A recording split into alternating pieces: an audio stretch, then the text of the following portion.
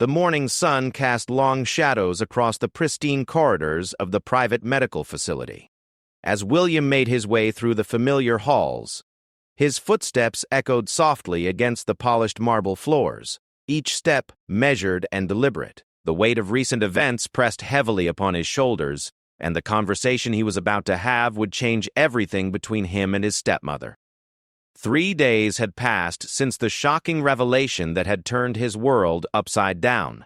James Morrison, a security guard who had worked at the hospital for nearly 15 years, had approached William with information that made his blood run cold.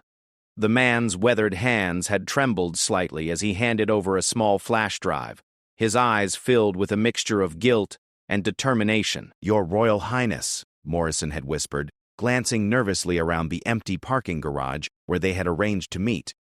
"I couldn't live with myself knowing what I know and not telling you. It's about the Queen Consort and what happened during your father's treatment."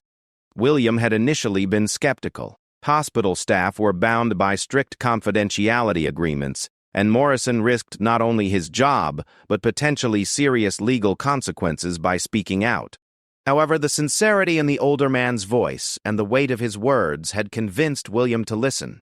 The flash drive contained something that Morrison had managed to recover from the hospital's deleted file system. As the head of digital security for the medical wing, Morrison had access to backup systems that most people didn't even know existed. What he had found there had disturbed him so deeply that he felt compelled to act, despite the personal cost. The files showed a series of photographs taken during King Charles's recent medical procedures. The images were deeply personal and private, showing the monarch in vulnerable moments during his treatment. But what made these photographs truly shocking was not their existence, but rather the metadata that accompanied them. The digital fingerprints revealed that the photos had been accessed, copied, and then hastily deleted from multiple devices within the hospital's network. Morrison had spent weeks tracing the digital trail, following breadcrumbs through servers and backup systems. His investigation had revealed that someone with high-level access had not only viewed these private medical photographs, but had also made copies, before attempting to eliminate all traces of their actions. The timing of these activities coincided perfectly with several high-profile media stories about the king's health, stories that had contained suspiciously accurate details about his condition and treatment. As William reviewed the evidence that Morrison had compiled, a cold fury began to build within him. The violation of his father's privacy was unconscionable, but the identity of the person responsible made the betrayal cut even deeper. The digital trail led directly back to devices registered under Camilla's security clearance. The implications were staggering. If Morrison's evidence was accurate, it suggested that Camilla had not only accessed her husband's private medical records and photographs, but had potentially leaked sensitive information to outside sources. The thought that someone so close to his father could commit such a profound breach of trust left William feeling sick to his stomach.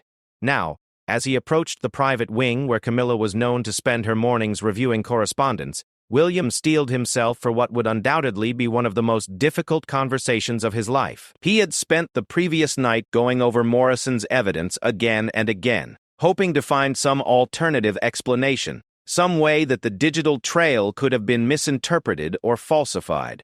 But the evidence was overwhelming and undeniable. The metadata timestamps, the access logs, the pattern of file deletions all pointed to a systematic effort to obtain and distribute private medical information. More disturbing still were the financial records that Morrison had uncovered, showing a series of payments to Camilla's personal accounts from sources with known connections to tabloid publications. William paused outside the oak-paneled door of Camilla's private study, his hand resting on the brass handle. Through the frosted glass panels, he could see her silhouette seated at her desk, apparently absorbed in her morning routine. For a moment, he hesitated, knowing that once he confronted her with this evidence, there would be no going back. Their relationship, already complex and sometimes strained, would be forever altered. The memories of his father's recent health scare flooded back to him. Charles had been so vulnerable during those weeks in the hospital, trusting completely in the medical staff and his family to protect his dignity and privacy. The king had specifically requested that information about his condition be kept strictly confidential, not out of vanity or secrecy, but out of a desire to prevent unnecessary public panic and media speculation. William remembered sitting by his father's bedside during those difficult days, watching as Charles struggled with both his physical ailments and the emotional burden of his responsibilities as monarch.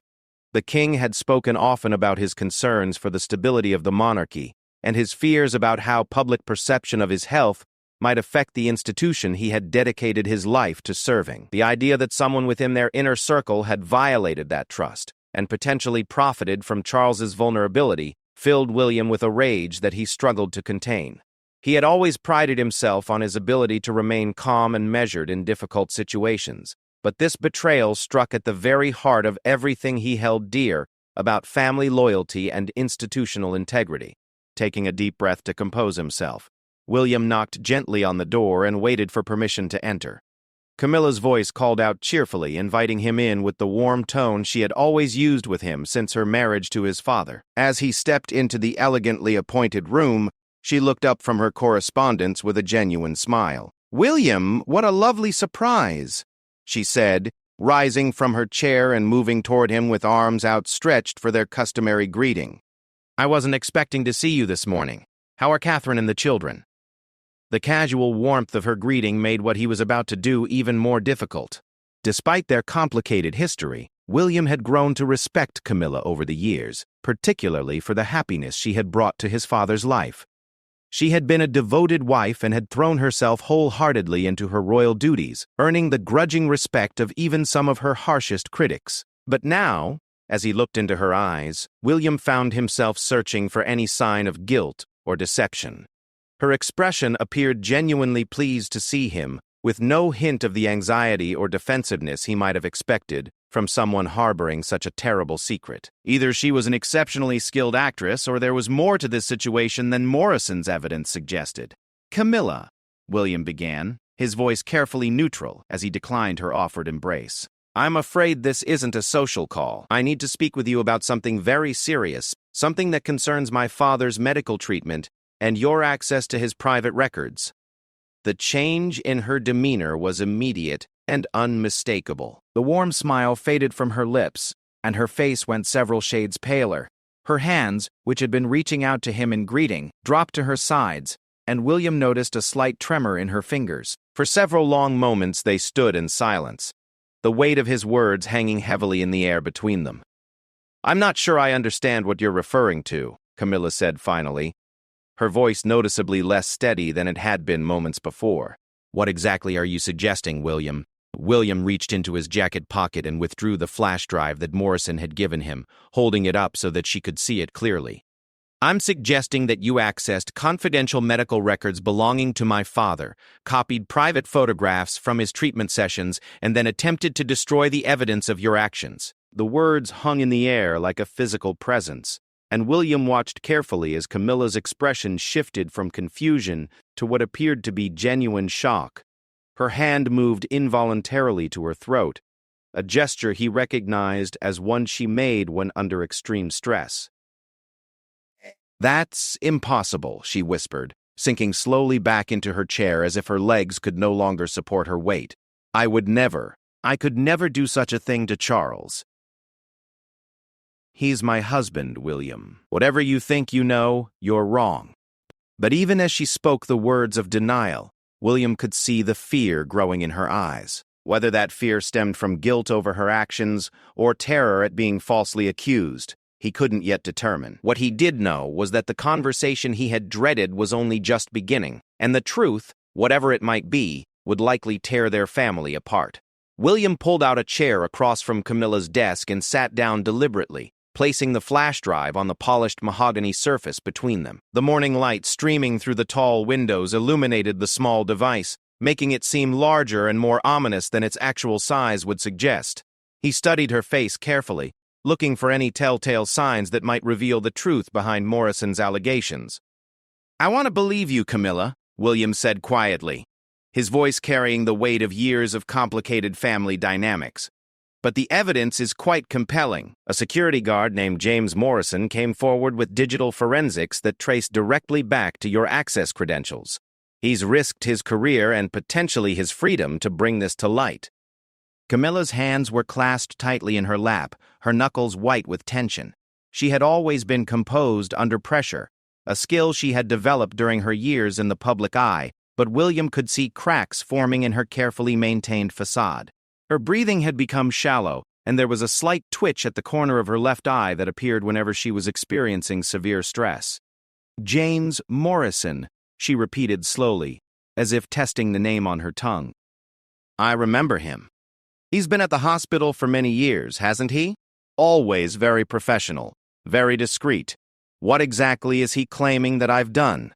William opened his laptop and began displaying the evidence that Morrison had compiled. Screen after screen of digital logs, timestamp data, and access records painted a damning picture of systematic intrusion into King Charles's medical files. Charles was working through the implications, calculating the potential damage, and formulating a response strategy. "We need a complete security review," Charles said finally, turning to face both William and Camilla. "Every staff member with access to sensitive information, every digital system, every communication protocol. If Rebecca was able to operate undetected for 6 months, then our security measures are fundamentally inadequate." William nodded in agreement. "I've already instructed Davies to begin a comprehensive audit. We're also working with cybersecurity specialists to determine if there are other breaches we haven't discovered yet." "And what about Rebecca herself?" Charles asked. "What are our options for legal recourse?" "That's complicated," William admitted. "Switzerland has very strict banking privacy laws, and extradition for financial crimes can be difficult to achieve. Our best hope is that she made mistakes in her other activities that might give us leverage with Swiss authorities." Charles stopped pacing and fixed his son with a steady gaze. "I want her found, William. I want her brought back to face justice for what she's done. The photographs are bad enough, but the broader breach of family privacy cannot be allowed to go unpunished." The steel in his father's voice reminded William of the moments when Charles truly embodied the authority of the crown. Despite his recent health challenges and the personal nature of this betrayal, the king was already shifting into the mindset necessary to protect the institution of the monarchy.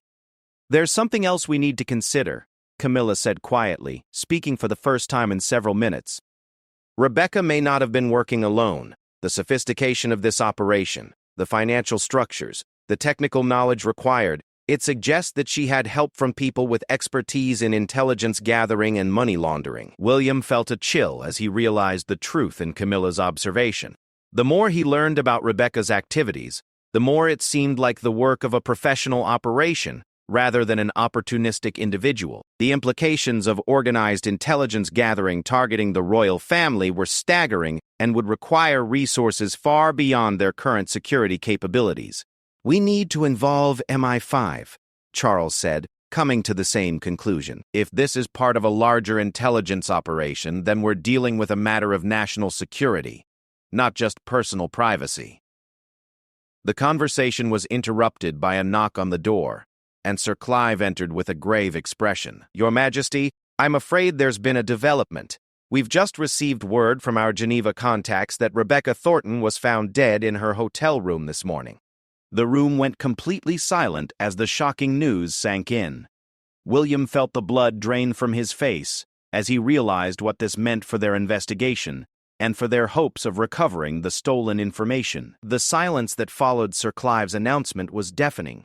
William felt as though the air had been sucked out of the room, and he could see his own shock reflected in the faces of both his father and stepmother. The implications of Rebecca's death were immediately apparent to all of them. Any hope of recovering the stolen information or understanding the full scope of the intelligence operation had died with her. "What are the circumstances?" Charles asked quietly, his voice carefully controlled despite the obvious impact of the news. Sir Clive consulted the tablet in his hands, reading from what appeared to be an official communication. "According to Swiss authorities, she was found by hotel housekeeping this morning when she failed to check out at the scheduled time. Initial reports suggest apparent suicide. She left a note and there were empty prescription medication bottles found at the scene." William's mind was racing as he processed this information. The timing was far too convenient to be coincidental. Rebecca had fled to Geneva immediately after Morrison had approached him with evidence of the security breach, and now she was dead less than 24 hours later. Either she had been overwhelmed by guilt and chosen to take her own life, or someone had decided that she represented an unacceptable security risk. "What did the note say?" Camilla asked, her voice barely above a whisper. "The Swiss police haven't released the full content yet, but they've indicated that it contained expressions of regret about her actions and apologies to the royal family," Sir Clive replied. "However, they're treating it as a suspicious death pending a full forensic investigation." Charles moved to the window again, staring out at the garden where he had spent so many peaceful hours away from the pressures of public life. The violation of his privacy had been traumatic enough, but now they were dealing with a death that might be connected to the broader conspiracy that Rebecca had been part of. "We need to assume that everything Rebecca accessed is now in the hands of hostile actors," Charles said finally, turning back to face the room. "The question is whether her death was part of a plan to eliminate loose ends, or a genuine act of desperation." William pulled out his phone and immediately called Jonathan Davies, putting the call on speaker so that everyone could hear the latest updates from their security team. "Davies here," came the familiar voice through the speaker. "Jonathan, I assume you've heard about Rebecca Thornton's death," William said without preamble. "Yes, sir. I'm actually coordinating with Swiss authorities right now. There are several concerning elements about the circumstances that suggest this wasn't a simple suicide." "Such as?" Charles interjected. "Well, Your Majesty, the hotel room was searched very thoroughly before the body was discovered. Her laptop and phone are missing, along with any external storage devices she might have had with her. The medication bottles that were found at the scene had been prescribed to someone else entirely, a detail that would be consistent with either a very sophisticated suicide plan or an attempt to make a murder look like suicide. The implications hung heavy in the air. If Rebecca had been murdered, it suggested that the people she had been working with had decided she was more valuable dead than alive. It also meant that any evidence she might have been willing to provide in exchange for leniency was now permanently out of reach. "What about the financial trail?" Camilla asked, her legal background helping her focus on the practical aspects of the investigation despite the emotional shock. "That's where things get even more interesting," Davies continued. "We've been working with international banking authorities, and it appears that the shell companies that paid Rebecca were funded by a network of offshore accounts, with connections to several foreign intelligence services. What had started as a personal betrayal by a trusted employee was now revealing itself to be part of a much larger intelligence operation targeting the British royal family. The sophistication of the financial structures and the apparent willingness to commit murder to protect the operation suggested that they were dealing with state-level actors rather than simple tabloid journalism. "Which countries are we talking about?" Charles asked, his voice taking on the formal tone he used when discussing matters of national security. "I can't be specific over an open line, Your Majesty, but I can say that the funding sources include jurisdictions that have historically been hostile to British interests and have active intelligence programs targeting Western institutions." The room fell silent as everyone absorbed the magnitude of what they were facing. This wasn't simply about protecting the royal family's privacy. It was about defending against a sophisticated intelligence operation that had successfully penetrated one of Britain's most secure institutions. "We need to brief the Prime Minister immediately," Charles said, moving into full crisis management mode. "If foreign intelligence services have been systematically gathering information about the monarchy, then this is a matter for the highest levels of government."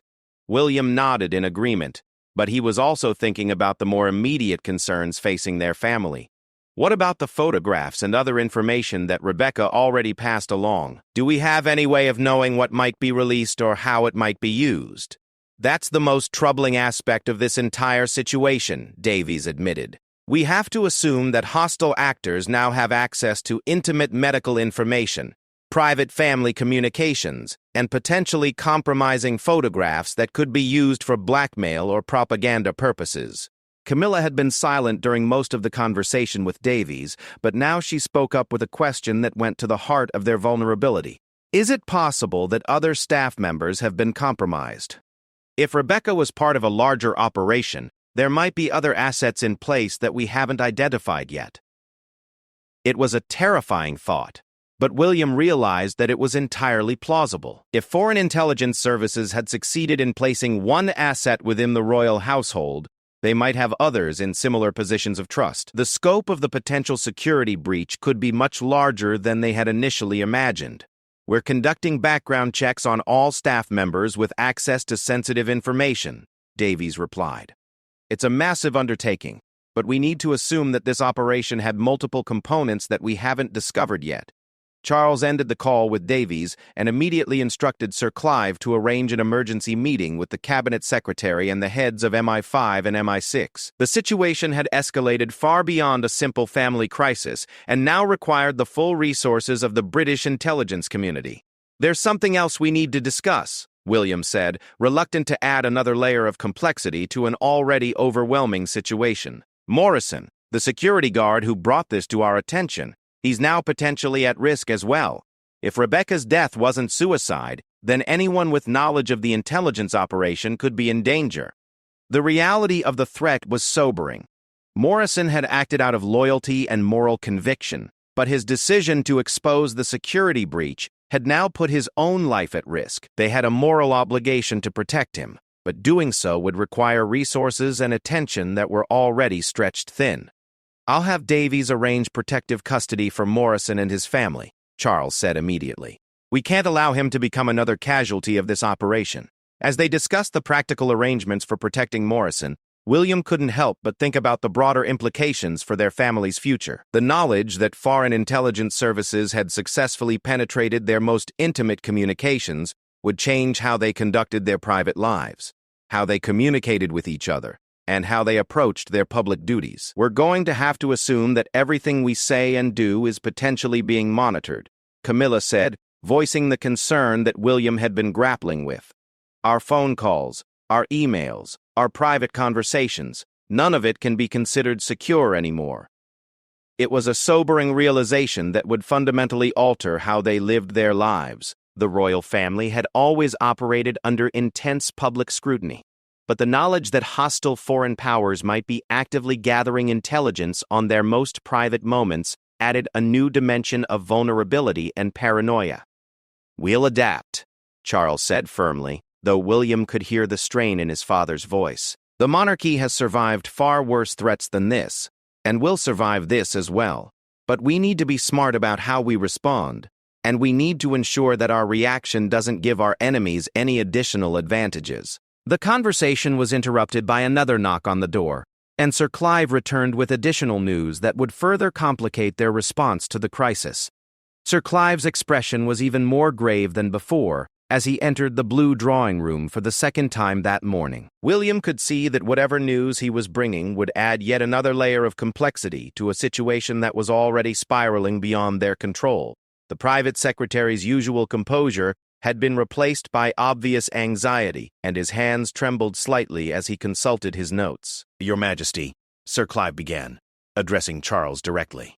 I've just received word from our communications monitoring team that several major international news organizations have been contacted by unknown sources offering to sell what they claim are exclusive photographs and documents related to Your Majesty's recent medical treatment. The blood drained from William's face as the implications became clear. Rebecca's death hadn't ended the threat. It had merely changed the dynamics of how the stolen information was being distributed. Someone else now controlled the compromising materials, and they were actively shopping them to the highest bidders in the global media market. Which organizations? Charles asked, his voice steady despite the personal impact of the news. The initial contacts were made to publications in Germany, France, the United States, and Australia, Sir Clive replied, consulting his tablet. Our intelligence sources suggest that the asking price is substantial, reportedly in the millions of pounds for the complete collection of materials. Camilla sank back into her chair, the full weight of her role in enabling this crisis pressing down on her shoulders. William could see that she was struggling with guilt and self-recrimination, despite the fact that she had been manipulated by professionals who specialized in exactly this kind of exploitation. What's our legal position regarding publication? William asked, though he suspected he already knew the answer. Complicated, Sir Clive admitted. While we could certainly pursue injunctions in British courts, the international nature of the threat makes enforcement extremely difficult. Publications in countries with strong press freedom protections might choose to publish despite legal challenges, particularly if they believe the materials are newsworthy. Charles stood up and began pacing again, his mind clearly working through the various response strategies available to them. The royal family had dealt with hostile media coverage before, but the intimate nature of medical photographs created a new category of vulnerability that their traditional approaches might not address effectively. "Have we been able to identify the source making these offers?" William asked. "Not definitively," Sir Clive replied. "The communications are being routed through sophisticated anonymizing networks, and the financial arrangements involve cryptocurrency transactions that are difficult to trace. However, our cybersecurity experts believe the technical sophistication suggests state-level resources." William's phone buzzed with an incoming call from Jonathan Davies, and he answered immediately, hoping for better news from their security investigation. "Sir, we've had a breakthrough," Davies said without preamble. "Morrison has provided us with additional information that might help us understand the full scope of the operation." "What kind of information?" William asked, putting the call on speaker. "Morrison has been conducting his own investigation since bringing the initial evidence to your attention," Davies explained. "He's discovered that Rebecca wasn't the only staff member with suspicious digital activity patterns. There are at least 3 other individuals within the royal household who have been accessing and copying sensitive materials." The room fell silent as this new revelation sank in. If Davies was correct, then Rebecca had been part of a much larger network of compromised staff members, all potentially working for the same foreign intelligence operation. The scope of the security breach was far worse than any of them had imagined. "Who are we talking about?" Charles asked, his voice taking on the cold tone he used when dealing with serious threats to the monarchy. "I'd prefer not to discuss names over an open line," Davies replied diplomatically. "But I can say that the individuals in question have access to communications, scheduling information, and financial records across multiple royal households." William felt sick as he realized the implications. If the intelligence operation had successfully placed multiple assets within their organization, then virtually every aspect of their private and professional lives could have been compromised. Personal conversations, family disputes, medical information, financial arrangements, everything could potentially be in the hands of hostile foreign powers. "We need to move quickly to contain this," Charles said, making a decision that William could see was painful but necessary. "I want all staff members with access to sensitive information temporarily suspended pending comprehensive security reviews." It was a drastic step that would effectively paralyze many royal household operations, but William understood that his father felt he had no choice. The alternative, allowing potentially compromised staff to continue operating with access to sensitive information, was simply too dangerous to contemplate. "What about Morrison?" Camilla asked, speaking for the first time since Sir Clive had delivered the news about the media contacts. "If there are other compromised staff members, his safety could be even more at risk than we initially thought." Davies's voice came through the speaker with obvious concern. "We've already moved Morrison and his family to a secure location. However, you're right to be worried. If the other assets realize that he's exposed their operation, they may view him as an existential threat." William found himself thinking about the courage it had taken for Morrison to come forward with his evidence. The man had risked not only his career, but potentially his life to expose the security breach, and now he was paying the price for his integrity. The royal family owed him a debt that could never be fully repaid. "There's something else," Davies continued. "The cybersecurity team has discovered that the compromised staff members have been using sophisticated encryption techniques to communicate with their handlers. The level of technical knowledge involved suggests professional intelligence training." The picture that was emerging was deeply disturbing. Rather than dealing with opportunistic employees who had stumbled into lucrative side businesses, they were facing a carefully planned and professionally executed intelligence operation that had been years in the making. "How long has this been going on?" Charles asked, though William suspected his father was dreading the answer. "Based on the digital forensics evidence, we believe the operation began at least 3 years ago," Davies replied, "possibly longer. We're still analyzing older backup systems to determine the full timeline. 3 years. William tried to calculate everything that had happened during that period: family conversations, medical procedures, private meetings, sensitive political discussions. If hostile intelligence services had been systematically gathering information for that long, they potentially had enough material to seriously damage the monarchy's reputation and effectiveness. We need to assume that everything discussed or documented during that period has been compromised, Williams said, voicing what everyone in the room was thinking. Political conversations, family disputes, medical information, financial arrangements, all of it. Charles nodded grimly. Which means we need to begin damage control immediately. I want a complete assessment of what information could potentially be used against us, and I want strategies for managing each category of vulnerability. Sir Clive made notes as Charles outlined his requirements, but William could see the overwhelming nature of the task ahead of them. Creating comprehensive damage control strategies for 3 years' worth of potentially compromised information would require enormous resources and might not even be possible given the scope of the breach. There is one potential positive development, Davies added. The international law enforcement cooperation we've arranged might help us track down the current controllers of the stolen materials. If we can identify them before they complete sales to major media outlets, we might be able to prevent publication through diplomatic or legal channels. It was a slim hope, but William found himself clinging to it despite the odds. The alternative, watching intimate medical photographs of his father appear in newspapers around the world, was simply too horrible to contemplate. What about the staff members who are still under suspicion? Camilla asked. If they realize that we've discovered their activities, won't they accelerate their timeline for extracting information or escaping? It was an astute observation that highlighted one of their biggest challenges. Moving too quickly to contain the suspected assets might prompt them to flee with additional stolen materials, but allowing them to continue operating posed even greater risks. We're conducting discreet surveillance of the suspected individuals, Davies replied. If any of them attempt to leave the country or engage in suspicious communications, we'll move to detain them immediately. As the conversation continued, William found himself thinking about the long-term implications for their family and the institution of the monarchy. The immediate crisis would eventually be resolved one way or another, but the knowledge that they had been successfully targeted by foreign intelligence services would change how they conducted their lives forever. The casual trust that had characterized their relationships with staff members was gone, probably permanently. The assumption that their private communications were secure had been shattered. Even their medical care would now need to incorporate additional security measures to prevent future breaches. But perhaps most troubling of all was the realization that this might not be an isolated incident. If one foreign intelligence service had successfully penetrated their security, others might have similar operations in place. The full scope of their vulnerability might not be apparent for months or even years.